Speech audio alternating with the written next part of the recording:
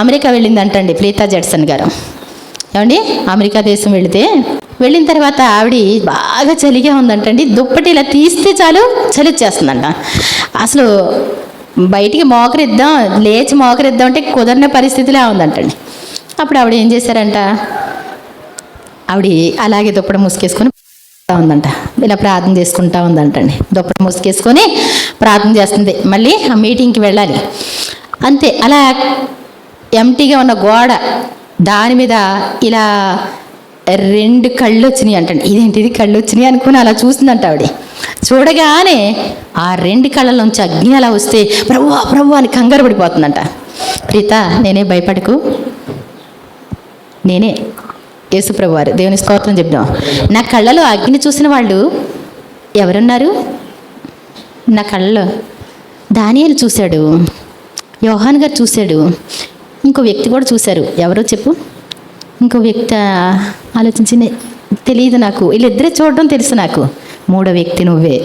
దేవుని స్తోత్రం చెప్దామండి. ఏమండి, ప్రీతా జడ్సన్ అంటే మాటలు కాదండి, అర్థమవుతుందండి. నిజంగా దేవుని కోసం అంత బలంగా దేవుడు ఆవిడ వాడుకుంటున్నాడు. కాబట్టి నిజంగా మరి మనం చిన్న మాట, దేవుని మాట వినడానికి ఎంతో కష్టపడతాం. ఆవిడికి మరి ఎన్ని కష్టాలు అయినప్పటికీ కూడా ఆవిడ ఏమాత్రం దేశ విదేశాలు అయినప్పటికీ కూడా ఎంత కష్టమైనా సేవ నిమిత్తం వెళ్తానే ఉంటుంది. ఆవిడ వెళితే చాలండి.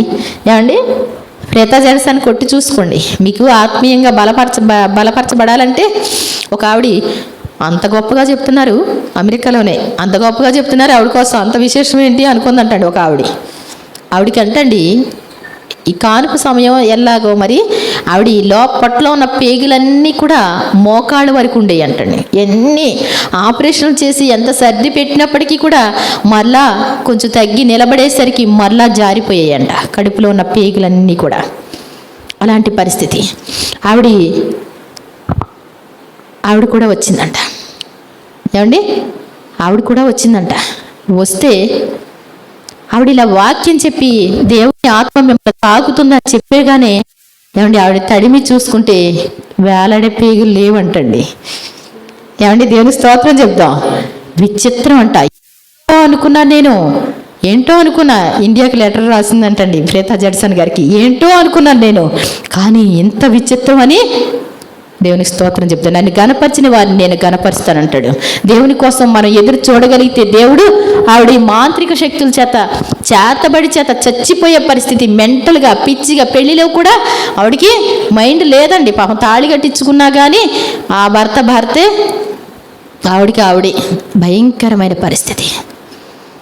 చాలా కష్టపడింది. కానీ దేవుడు ఇప్పుడు ఈ రోజున ఈవిడ పేరు చెప్తే, ప్రీతా అనే పేరు చెప్తే కనుక లాజరస్ గారని ఆయన చెప్పారంటండి. ప్రీతా అని పేరు చెప్తే దెయ్యాలు పారిపోతాయి, రేపు అలా వాడబడద్దు ఆవిడ అన్నాడంట. ఆవిడని దెయ్యం పట్టి తీసుకెళ్తే దేవుని స్తోత్రం చెప్దాం.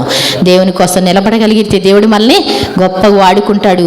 దేవుడు ఎంత మహామహుడైనటువంటి దేవుడు, నీ కోసం ధవళవర్ణుడు రత్నవర్ణుడిగా మారిపోయాడు.